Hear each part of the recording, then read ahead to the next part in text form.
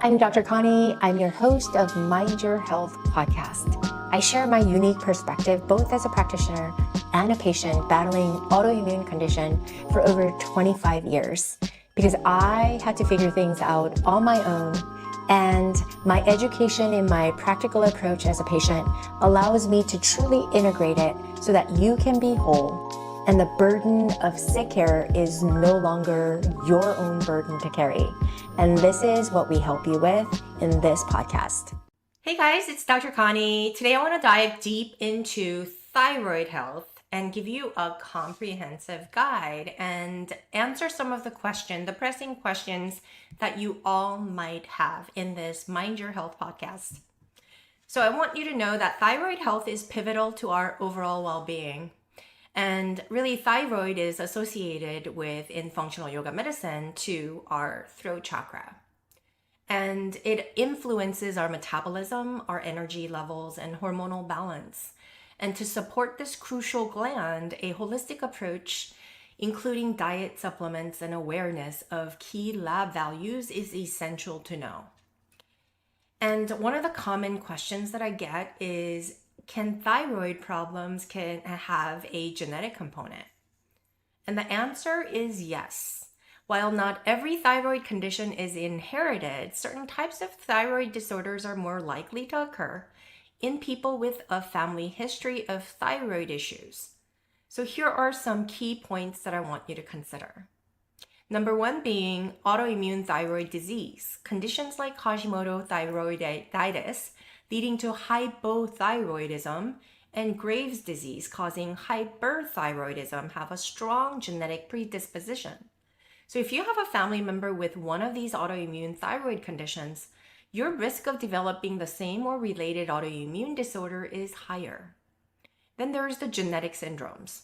Certain genetic syndromes include thyroid disorders as a component. For example, Pendred syndrome, which can cause hearing loss, and goiter is a hereditary condition. Then there is the familiar thyroid cancer. While most thyroid cancers are not hereditary, some types like medullary thyroid carcinoma can occur as part of the familiar cancer syndrome, like multiple endocrine neoplasia type 2.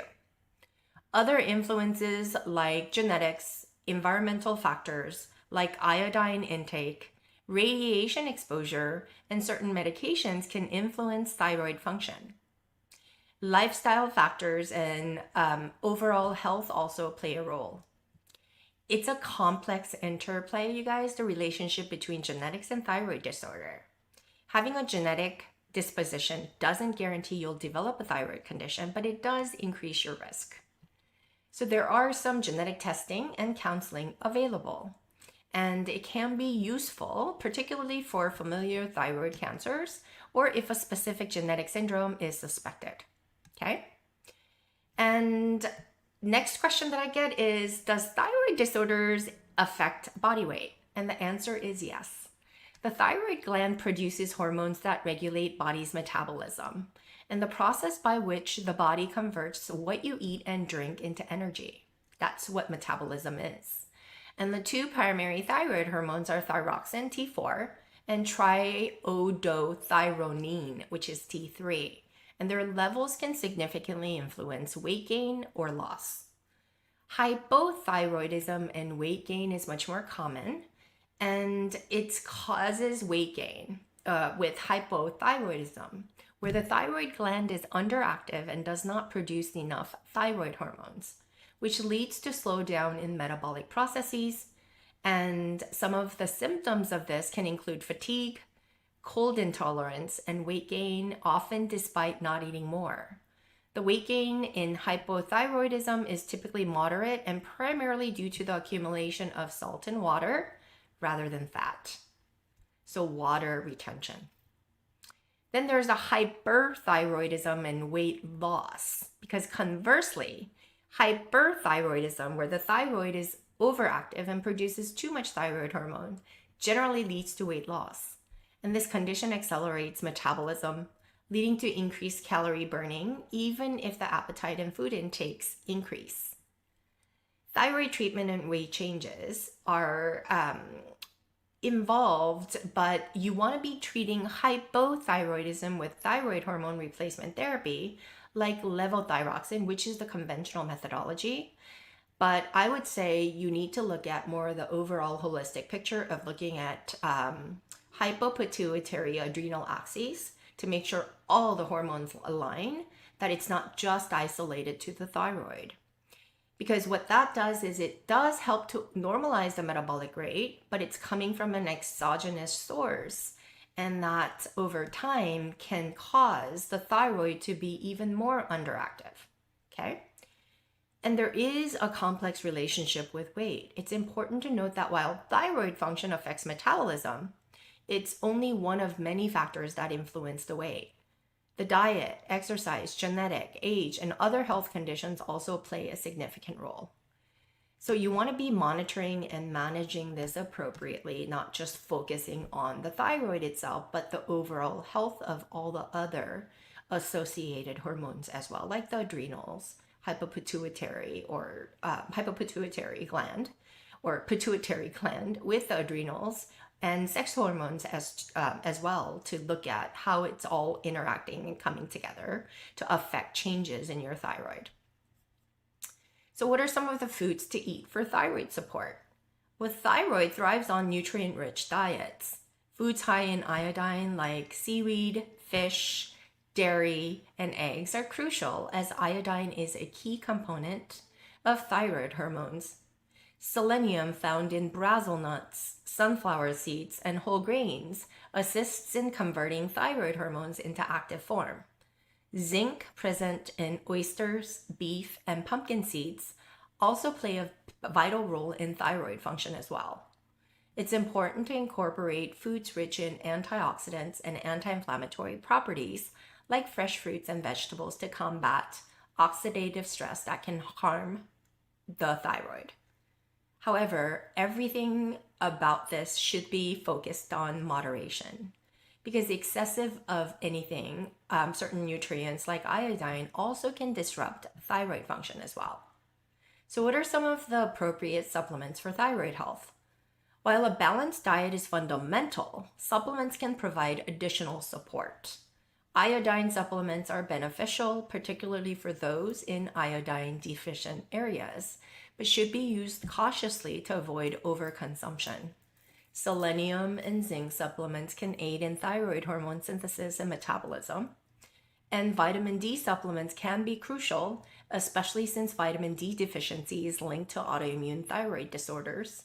And adaptogenic herbs like ashwagandha have shown promise in supporting thyroid function and managing stress, which can indirectly affect the thyroid more than you know. It's essential to consult with your healthcare provider before starting any supplementation so that you know what's interacting and what's not. And then I want you to, as a patient, understand thyroid lab values, because regular monitoring of thyroid function through lab tests is also fundamental for maintaining thyroid health. The primary tests include thyroid stimulating hormone TSH, free T4, and free T3. TSH is a pituitary hormone that signals the thyroid to produce hormones.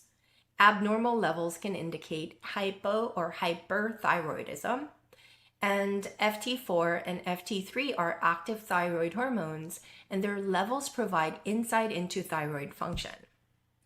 Additionally, tests for thyroid antibodies like anti-TPO and anti-TG are crucial in diagnosing autoimmune thyroid conditions like Hashimoto thyroiditis. And understanding these values in conjunction with symptoms and overall health is key to effective thyroid management. And it's important to work closely with a healthcare provider to interpret these values and adjust treatment plans as necessary. Okay? In discussing thyroid health, it's crucial to recognize that it doesn't exist in isolation within the body. Other factors, particularly stressors, adrenal health, and sex hormones, play a significant role in influencing thyroid health, because the interplay of stressors and adrenal health with the thyroid is complex. The body's response to stress is managed largely by the adrenal glands through the production of cortisol, the primary stress hormone. and chronic stress leads to sustained high levels of cortisol, which can disrupt the balance of body's hormones, including thyroid hormones. And this disruption often results in a condition known as adrenal fatigue or hypothalamic pituitary adrenal axis dysregulation, where the body's response to stress becomes impaired. And this dysregulation can decrease the conversion of T4, the inactive thyroid hormone, to T3, the active form, leading to symptoms of hypothyroidism despite normal thyroid gland function. Additionally, high cortisol levels can increase the levels of thyroid binding globulin, which binds to thyroid hormones, also known as TBG, making them inactive, leading to decreased thyroid function. Sometimes you can supplement to release these protein-bound forms of thyroid instead of adding more. And then there's the impact of sex hormones on thyroid function. Sex hormones, particularly estrogen and progesterone, have a significant influence on thyroid health. High levels of estrogen, as seen in conditions like estrogen dominance, can increase the levels of TBG, similarly to cortisol, leading to decreased availability of active thyroid hormones. On the other hand, progesterone supports thyroid function and has a balancing effect on estrogen. Imbalances in these hormones, often seen during menopause, pregnancy, or due to contraceptive use, can therefore impact thyroid function. For instance, some women may experience changes in their thyroid function during menopause or pregnancy due to hormonal fluctuations. There is an importance of holistic approach. Given these interactions or interconnections, addressing thyroid issues require a holistic approach. It's not just about managing the thyroid gland itself, but also about addressing your whole life, addressing stress, supporting your adrenal health, and balancing sex hormones. Lifestyle challenges that reduce stress, like mindfulness practices, yoga, regular exercises, adequate sleep and rest, are essential. And nutritional support for the adrenals, including vitamins B5, B6, C, and magnesium, can also help. So balancing sex hormones through diet, lifestyle, and sometimes bioidentical hormone therapy under medical supervision can be another short-term fix. And I will just say short-term. It's not something that I advocate at all. I believe in natural, holistic ways of dealing with this because I've seen too many women go through their lives post-pregnancy with thyroid supplementation and never been off. And at that point, I don't even know how effective their thyroid is working. While thyroid health is vital, it's equally important to consider the broader context of body's hormonal and stress response systems. And addressing, like I said, the whole adrenal health and sex hormone imbalances, along with reducing overall lifestyle stressors, is key to achieving optimal thyroid function and overall health. This comprehensive approach ensures that all potential underlying causes and contributing factors are considered and managed effectively, which is essentially what we want. Thank you so much for joining me, and I'll see you guys all next week. Thank you for listening to the Mind Your Health podcast. If you enjoyed the episode, we would so much love it and appreciate it if you share it with someone who could benefit as well as to subscribe to this podcast on Apple Podcasts, Spotify, or anywhere else where podcasts are found. And leave us a review. We would be so grateful, and it helps us to reach more people just like you, so you can become more empowered to enjoy longevity and health. You can follow me on TikTok, Instagram, and YouTube at Dr. Connie Chung. And of course, you can subscribe to this podcast for a new episode every single week.